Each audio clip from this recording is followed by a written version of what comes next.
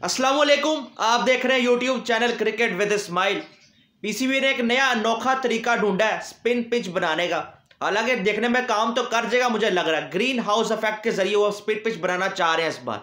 और हीटर्स भी लगाए हुए हैं, चारों तरफ से ढका हुआ, ऊपर से भी ढका हुआ है ताकि पिच ड्राई रहे, अंदर गर्मी अब्जॉर्ब रहती रहे, वो बाहर ना निकले। ग्रीन हाउस इफेक्ट में यही तो होता है कि हीट को अब्जॉर्ब कर लिया जाता है, बाहर निकलने नहीं दिया जाता, ट्रैप कर लिया जाता है हीट को एक जगह के अंदर। तो इस तरह से पीसीबी पिच बनाना चाह रहा है स्पिन पिच पाकिस्तान और वेस्ट इंडीज सीरीज के लिए। मुझे तो लग रहा है कामयाब इस बार भी हो जाएंगे। पिछली बार पर बड़े पंखे हीटर्स लगाए हुए थे, अब जरा मौसम ज़रा सर्द हो चुका हुआ है तो ये तरीका भी बड़ा अच्छा है कि हीट को ट्रैप करके पिच को गर्म करके वो पिच को ड्राई करने की कोशिश की जाएगी, साथ हीटर्स लगाए जाएंगे तो ये तरीका जरूर काम कर जाएगा, फिर से स्पिन पिच ही बनेगी। हालांकि कोई और पिच भी बना सकता है, आखिरी सीरीज थी हमारी, थोड़ी टेस्टिंग कंडीशंस बना लेते, थोड़ी और बैटिंग के लिए ज़रा अच्छी बना लेते ताकि ज़रा बॉलर्स टेस्ट हो जाए, या फिर बैटिंग फ्रेंडली बना लेते, या कोई फास्ट बॉलिंग की वाली पिच बना लेते। हालांकि हमें फार्मूला, चलो मैं कह सकता हूँ मिल गया, स्पिन पिच का फार्मूला मिल गया, हम वही ट्राई करना चाहते हैं। पर आगे चलकर भी अब यही करना चाहते हैं। मगर श्रीलंका बांग्लादेश के अगेंस्ट ये काम नहीं करेगा।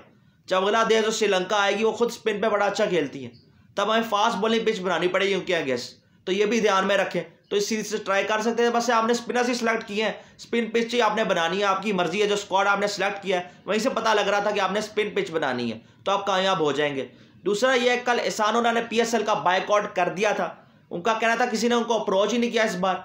उनकी सर्जरी आपको पता ही गलत करवाई गई थी, पीसीबी के डॉक्टर रखा हुआ उसने गलत कराई थी, उसका बेचारे का करियर खराब कर दिया।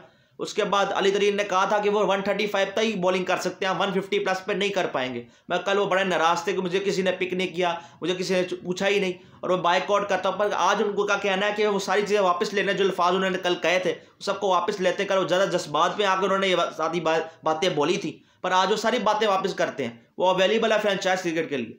अब मसला ये है, पता नहीं वो 150 प्लस करा पाएंगे, उनका पहले जैसी उनकी फिटनेस, उनका बाजू ऐसा ठीक हो पाएगा या नहीं हो पाएगा, ये बहुत बड़ा सवाल है।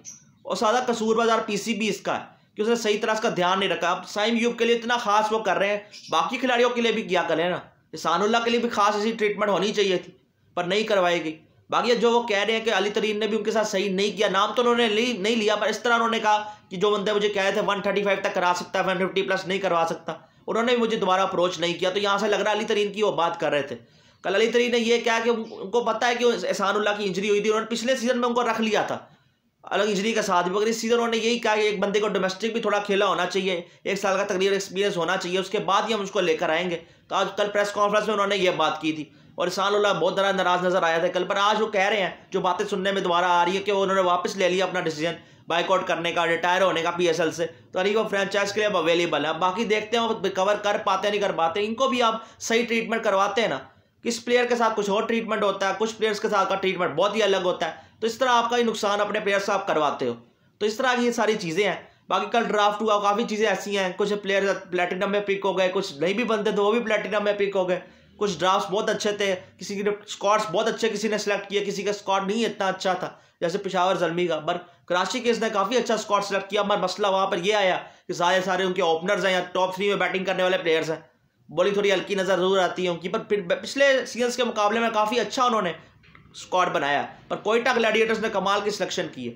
हाँ, सरफराज अहमद कल नहीं हुए थे, किसी टीम ने उनको नहीं लिया, पर अब सुनने में ये आ रहा है उनको कोयटा ग्लैडिएटर्स का हेड कोच बनाया जा रहा है। पहली वो चैंपियंस कप में मेंटोर है, वहाँ से अच्छे खासे वो भी पैसे वहाँ से बना रहे हैं, पर अभी उनका क्रिकेट खेलना बनता नहीं है। शुएब मलिक को भी ले लिया था सप्लीमेंट्री के अंदर, पर उनको भी अब नहीं बनता। वो भी किसी बंदे की जगह ही खाएंगे अगर खेलेंगे।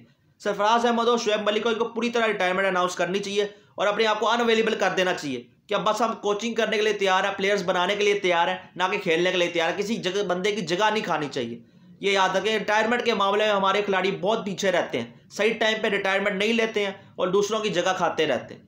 ये हमारा हिसाब है, इस तरह ये हमारा चल रहा है। बाकी देखते हैं पाकिस्तान वेस्ट इंडीज सीरीज होती है तो किस तरह हमारी परफॉर्मेंस होती है। मेरान मुमताज़ को आप रख सकते थे स्क्वाड के, आपने नहीं रखा, रख लेते बड़ा अच्छा होता, और नुमान अली के साथ खेल सकता था, या नुमान अली की जगह उसको खिला सकते थे, साजिद खान के साथ अच्छा कॉम्बिनेशन बन सकता था उसका। पर अब आपकी मर्जी है, फ्यूचर की तरफ आप देख भी रहे हो, नहीं भी देख रहे हो, मिक्स ही आपका स्क्वाड है, अच्छा भी है। कुछ चीज़ें बहुत बुरी आपने की हैं मीर हमजा अब्बास के साथ, पता नहीं कौन सा वर्कलोड उनका मैनेज आपने किया।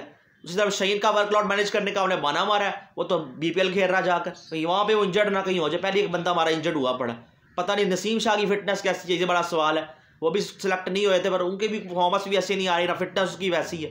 बाकी ये सारी चीज़ें हमारी चल रही हैं। इसी के साथ वीडियो करें लाइक, चलो करें सब्सक्राइब। अल्लाह हाफिज़।